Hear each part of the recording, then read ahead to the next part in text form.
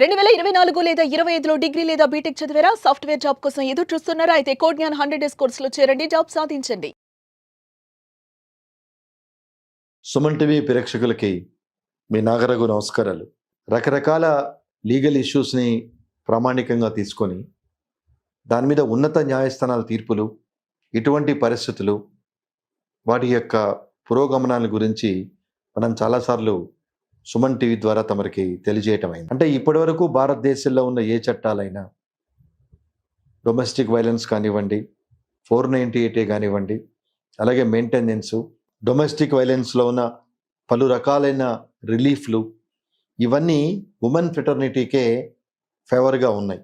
అలాగే మొదటి నుంచి భారతదేశంలో స్త్రీని కొంచెం ఇబ్బందులకు గురి చేస్తున్నారు కాబట్టి వారి భద్రతకి తగిన ప్రాధాన్యత కల్పించాలనే ఉద్దేశంతో చేసిన చట్టాలు చాలా సందర్భాల్లో అవి మిస్యూజ్ అవుతున్నట్టుగా న్యాయస్థానాల దృష్టికి తీసుకువెళ్ళటం జరుగుతుంది. అంటే ఎక్కువ శాతం భార్యలందరూ తమని వేధిస్తున్నారని, రకరకాల ప్రలోభాలకి మమ్మల్ని గురి చేసి గొంతెమ్మ కోరికలు కోరి, ఈ గొంతెమ్మ కోరికలు తీరిస్తే కానీ మీతో కాపురం చేయమని, కాపురానికి రావద్దని చేస్తున్నారని చెప్పి వాళ్ళని కాపాడే చట్టాలు ఉన్నాయి. కానీ అదే విధంగా, ఎందుకంటే రెండు చెట్లు కలిస్తేనే చప్పతులు అని చెప్పి అన్నట్టుగా చాలా సందర్భాల్లో అబ్బాయిలు కూడా బాధపడుతున్న సందర్భాలు చాలా ఉన్నాయి. కానీ అబ్బాయిలు బయటికి ఎందుకు చెప్పుకోలేరు అంటే because of social stigma. They are very much afraid of social stigma. అంటే నా భార్య నన్ను ఇబ్బంది పెడుతుంది, నా భార్య నన్ను తిడుతుంది, కొడుతుంది అని ఆడవాళ్ళు చెప్పినట్టుగా, first of all there is no mechanism which are in favour of men whenever they are facing this kind of harassment from the hands of the women. రెండవది, మొదటి నుంచి మంది మెయిల్ డామినేటింగ్ సొసైటీ అని అనబడుతుంది కాబట్టి, అంటే లిటరలీ స్పీకింగ్ ఈ చట్టాలు ఏవైతే ఉమెన్కి ఫేవర్గా ఉన్నాయో వాటిని దృష్టిలో పెట్టుకుంటే మంది మెయిల్ డామినేటింగ్ సొసైటీ అని అనడానికి అవకాశం లేదు. సో కాబట్టి ఎన్నో సందర్భాలు ఇటీవల కాలంలో సెల్ఫీలు చేసే రకరకాల సందర్భాల్లో ఈ ఆంధ్ర తెలంగాణలో భర్తలు సూసైడ్ చేసుకుంటూ సెల్ఫీలు పెట్టి, అలాగే రైలు కింద చనిపోతూ వాళ్ళు లెటర్స్ పెట్టి, నా భార్య వాళ్ళ అమ్మా నాన్నల హెరాస్మెంట్ తట్టుకోలేక, బయటికి చెప్పుకోలేక, అలాగే మా అమ్మా నాన్నల్ని వీళ్ళు ఏ రకంగా చూస్తారు, చాలామంది సందర్భాల్లో వేరు కాపురాలు పెట్టమని, లేదా అమ్మా నాన్నని చూడొద్దని, వాళ్ళకి హెల్ప్ చేయొద్దని అనే భార్యలు చాలామంది ఉన్నారు. అందుకే ఈ సందర్భంలో ఒక విషయాన్ని గుర్తు చేస్తున్నాను.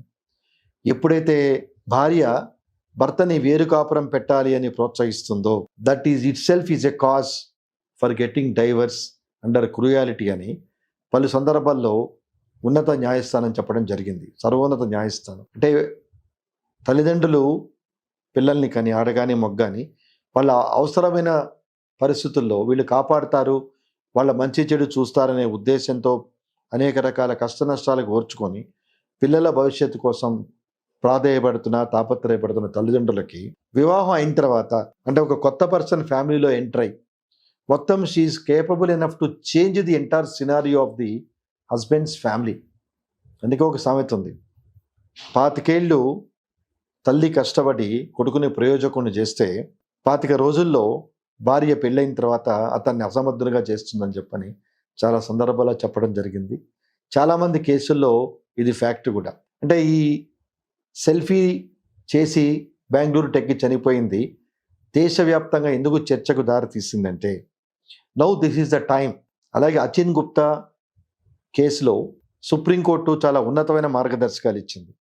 అంటే పాత 498A ఐపీసీని కొత్త లేటెస్ట్ సెక్షన్ 85, 86 బిఎన్ఎస్ కింద దాన్ని రివ్యూ చేయమని చెప్పని కేంద్ర ప్రభుత్వాన్ని అడగటం జరిగింది.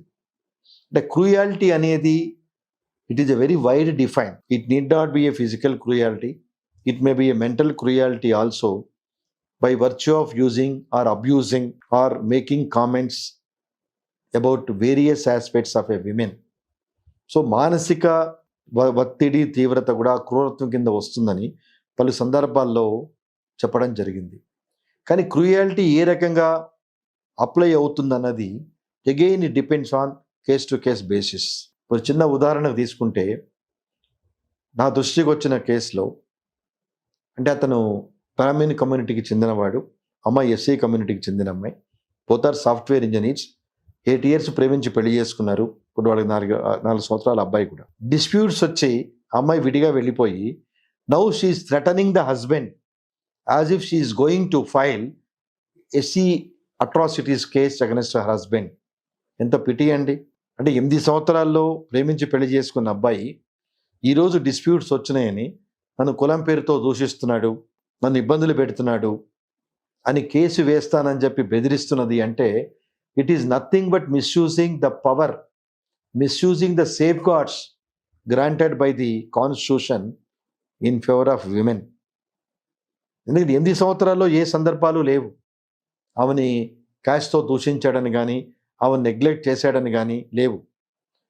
When she made a demand to set up a separate family by living her old age mother, ఎప్పుడైతే అబ్బాయి అమ్మని దూరంగా పెట్టి మన పాటికి మనం వేరు కాపురం పెడదామన్నాడో, ఇతను ఒక్కడే అబ్బాయి అవ్వటంతో ఆ రిక్వెస్ట్ని ఎప్పుడైతే ఈ అబ్బాయి ఒప్పుకోలేదో పుట్టింటికి వెళ్ళిపోయి from there she is threatening unless and until you set up a separate family from your mother I'm going to file SC/ST cases. ఈ అబ్బాయి ఏం చేయాలి? ఎందుకంటే చట్టం తన పని తాను చేసుకుపోతుందనే చాలా సందర్భాల్లో వింటూ ఉంటాం. ఎప్పుడైతే అమ్మాయి ఎస్సీ కేసు పెట్టిందో, అబ్యూస్ ఆఫ్ ఎస్సీస్ కేసు పెట్టిందో, automatically this man will be penalised. ఇది నిజమా అబద్ధమా? 8 ఏళ్ళు కాపురం చేసిన తర్వాత, దట్టు లవ్ మ్యారేజ్ కాబట్టి ఇంటర్ కాస్ట్ మ్యారేజ్ చేసుకోవడం జరిగింది. సో ఈ అబ్బాయి నిజంగా ఆమెని కాస్ట్ మీద దూషించాడా లేదా అనేది that is a different aspect. ఈ లోపల జరగాల్సిన డ్యామేజ్ అబ్బాయికి జరిగిపోతుంది. ఇంకో విచిత్రం ఏంటంటే ఈ మధ్య కొన్ని ప్రైవేట్ కంపెనీస్ కూడా ఎప్పుడైతే ఈ అబ్బాయి మీద క్రిమినల్ కేసెస్ ఉంటున్నాయో, maybe by virtue of 498A, maybe by virtue of domestic violence, whatever it is, criminal కేసులు ఉండటం జరుగుతుందో కొన్ని సందర్భాల్లో కొన్ని కంపెనీలు నీ మీద కేసులు క్లోజ్ అయిన తర్వాతే we will continue your employment till such time it is very difficult to continue with this company అని చెప్పి చెప్పడం కూడా జరుగుతుంది. అంటే when the woman is capable enough to ruin the life of husband on the pretext of various reasons or grievances, ultimately today the real sufferers are men. అంటే ఇక్కడ నాకు gender equality ఉందండి. ఈ కార్యక్రమం ద్వారా I'm not differentiating men and women, but విమెన్కి ఇచ్చిన safeguards, how they are going to misuse, how they are not going to, how they are misusing, and how the husband and her parents and relatives are suffering అనేది రీసెంట్గా supreme court justice Nagarathna, justice Koteshwar Singh జడ్జిమెంట్లో దాన్ని సుదీర్ఘంగా తీర్పు ఇవ్వటం జరిగింది. అంటే all complaints filed under 498A, those that are not deserve for carrying out to the extent of trial. ఎందుకంటే ఒక క్రిమినల్ కేసు మన మీద వేశారు అంటే irrespect of gravity of the case we are on criminal records. So ఎప్పుడు మన పేరు కొట్టిన లేటెస్ట్ టెక్నాలజీ వల్ల మన పేరు కొట్టగానే మన మీద ఏం కేసులు ఉన్నాయి అనేది ఆటోమేటిక్ ఇన్ఫర్మేషన్ వచ్చేస్తుంది. సో ఎంప్లాయ్మెంట్లో కూడా ఒక కాలం ఉంది. Are you ever involved in criminal cases, have you ever involved in arrest, have you ever involved in cases అనేది కూడా రాయటం జరుగుతుంది. కానీ దౌర్భాగ్యమైన పరిస్థితి ఏంటంటే చట్టాలు ఇంత బలంగా ఉన్నా కూడా పోనీ వీళ్ళు 498A వేసి ప్రూవ్ చేయగలుగుతున్నారా? చాలా తక్కువ. The percentage very meagre. The success rate in 498A in favor of women is very meager. కానీ ఈ లేటెస్ట్గా వచ్చిన ఈ అతుల్ సింగ్ ఇష్యూస్లో ఎప్పుడైతే ఉన్నత న్యాయస్థానం 498A డొమెస్టిక్ వైలెన్స్ మిస్యూజ్ కాబడుతున్నది, the real sufferers are not only women, men also equally suffering from the hands of women అనేది రియలైజ్ అయిందో, centre considered public interest litigation filed by one of the advocates to consider these facts and circumstances stated in his letter by the person who committed suicide from Bangalore. Namaskaram.